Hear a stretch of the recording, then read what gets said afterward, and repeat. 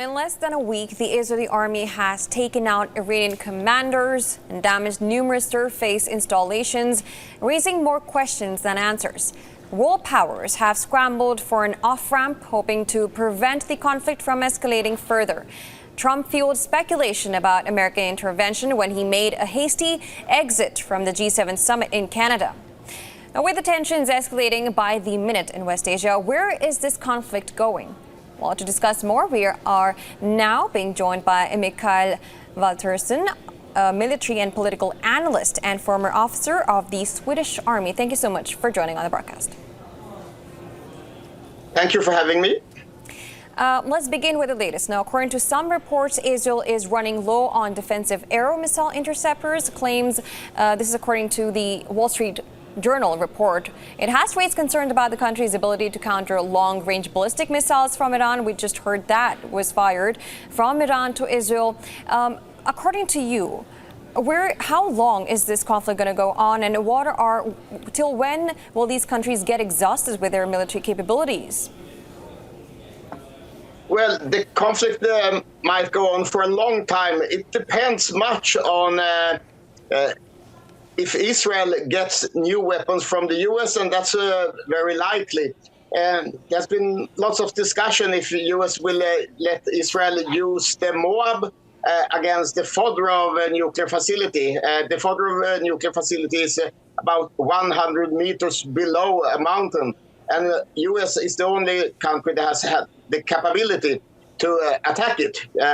But on the lower end of the spectrum, U.S. will probably at least support Israel with new air defense missiles.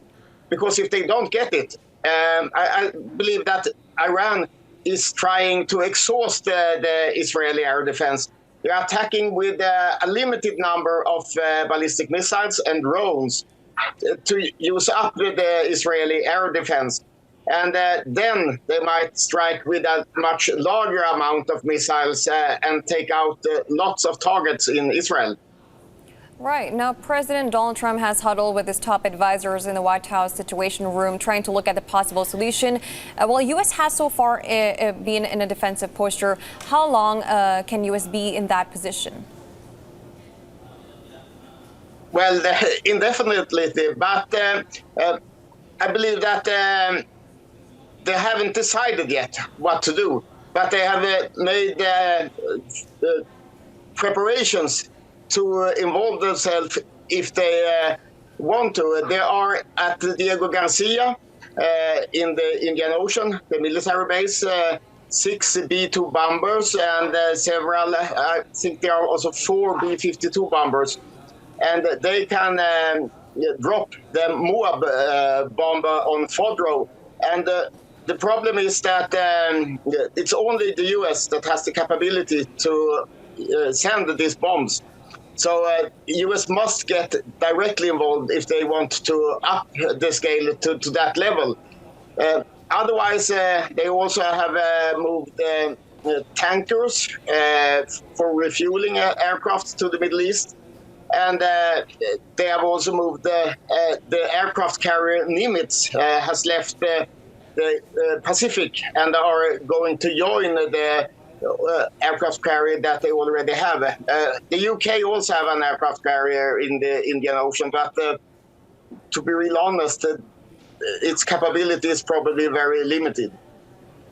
Right. Now, several European leaders have agreed on one thing, that is not letting Iran get the nuclear power. We have heard Trump saying he wants unconditional surrender, and more recently, Macron has called for ceasefire with a return to negotiations over its nuclear program. At this point, is there any chance for negotiations with Iran? Well, if Iran believes that if the U.S. doesn't get involved, and Iran believes that they have no probability to stop Israeli attacks in the future, they might go for some kind of de-escalation. But the problem is that both sides want to have the last word. And since Israel started the attacks, Iran probably wants to fire at Israel a last time, and Israel wants the same. So it's hard. Israel doesn't want a ceasefire. They want the entire Iranian nuclear program eliminated, but they can't take out the Fordow facility. They have tried, but failed. So they want to get the U.S. involved. And of course, Iran doesn't want the U.S. involved. Right, and Netanyahu has said that he wants to, by eliminating Khamenei, that will end the war. Do you think that's true, and that would be the end goal for Israel? No, they have taken out a lot of senior leaders, especially in the military establishment, but they can just put other people in place. So killing Khamenei would only make him a martyr, and then somebody else, and probably from the hardline faction, would take over his place. The regime wouldn't fall. So if Israel had a higher goal, it would be a regime change, and that is very hard, especially many that are opponents to the regime. They don't want to support a foreign country which attacks their own country and inflict high civilian casualties. So it's hard to change the regime during a war. Right. Now, let's also talk about the military tactics Israel has used. It started to attack its military headquarters. The military leaders, then went for nuclears. Then they went for the oil and gas. Now, another report has said that pro-Israel hacking group says it attacked a major Iranian bank, causing widespread outages. Are we looking at new tactics being used in the region? Well, partly new in this war at this scale, but the hacker group, Predatory Sparrow, has done this a lot of times towards Iran. The most famous attack is the attack against Stuxnet, that was the Iranian nuclear program. So I believe that they will continue doing things like this, and they often do attacks against infrastructure during warfare. Iran has also a good capability in the cyber warfare, but they have mostly tried to inflict chaos within the Israeli population, sending false messages that claiming that gasoline stations, petrol stations will be closed, or that some shelters are dangerous. Right. Now, earlier, Israel's ambassador to the U.S. said that his country still has some surprises up its sleeve in its fight against Iran. What could be these? Well, it's hard to say, because Israel is using most of the things that they have.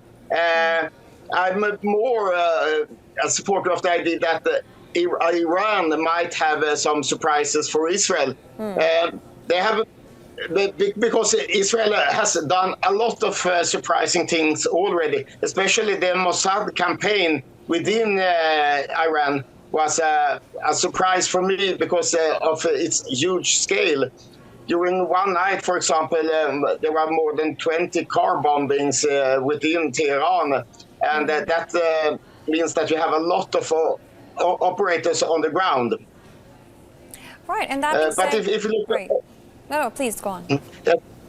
Okay, but if you look on the Iranian side, there are some things that they haven't used many missiles, and so they might keeping them and awaiting a situation where Israel's air defense is at a low ebb, and then make huge strikes. There have been some speculations about the Sukhoi 35 fighters. Iran has ordered them, and there have been some reports that they have been delivered, but I haven't seen anything, and no Sukhois have been destroyed, and they are probably in a very limited numbers, so they can't do much. They would have to have several hundreds to oppose the Israeli Air Force. But Iran can close the Hormuz Straits, and that's probably the most important things for the U.S. To consider, because if the Hormuz Straits is closed, the oil price might increase to at least $150 and maybe up to $300 and that would lead to a huge economic recession in the entire world. And it would probably gain Russia very much because they live on oil exports. Right, exactly. And that being said, how prepared is Israel? Because we saw that these these shelters in Israel, they haven't actually been able to protect all the civilians. 2 people were killed inside the shelter bombs. How prepared do you think Israel is to go all out in this war? Well, if we look on casualties, that has been rather low casualties in Israel. I know that from the Israeli side, they say that Iran are doing a terror campaign against civilians. But since most of the Israeli population is in shelters, even if some of them are not well prepared, the casualties are rather low. If you look on casualties, the number of civilians killed in Iran is much higher, but they don't have shelters. Another thing that is interesting in Israel is that the shelters are only built in Jewish towns. There are very few shelters in the Palestinian towns. Of course, Iran doesn't want to attack Palestinian towns within Israel proper, but there are, on many occasions, we have seen that the officials that are in charge of the shelters are stopping people from both guest workers from Asia and Palestinians from entering the shelters because they say they are only for use. But there will probably not be huge civilian casualties in Israel, but many parts of the infrastructure could be hurt. And Israel is a small country, so they have a limited amount of, for example, power stations. Iran has attacked several times the power station in Haifa. There's an oil refinery there. And if they can take that one out, a large part of Israel will probably be without power. Right, and Netanyahu let's talk about Arab states. Now, Netanyahu has claimed that the current war could facilitate the Abraham Accords normalization agreements between Israel and Arab states. However, Qatar has warned that Israel's actions would have very dire repercussions for the region. What do you make of these statements? Well, many of the Arab states are in a quandary because they want to have good relations with the U.S. and they don't want to be in a military confrontation with Israel. And they have allowed U.S. bases and forces to also intercept Iranian missiles. And of course, if Iran would close the Hormuz Straits, and we have heard that Iran might have around 3,000 ballistic missiles, but a large portion of those are short range, and they barely reach Israel, but they can cover the Hormuz Straits and also the oil production facilities in the Persian Gulf. And if they wanted to hurt the world economy, they could use them against those. And then, of course, there would be a confrontation with Saudi Arabia and all the other Gulf states. But in general, the Arab states want to avoid open confrontations with, especially U.S., but also with Israel. Even a state like Iraq, that is very closely aligned to Iran, hasn't done anything. They have complained that Israel used their air space, but they have not tried to shoot down Israeli fighters. Right, and lastly, at this point in escalation, is there any chances of diplomatic solution to this, or are we actually going to be seeing more escalation in the military field? Well, both options are possible. If U.S. decides, and much depends on Trump's state of mind.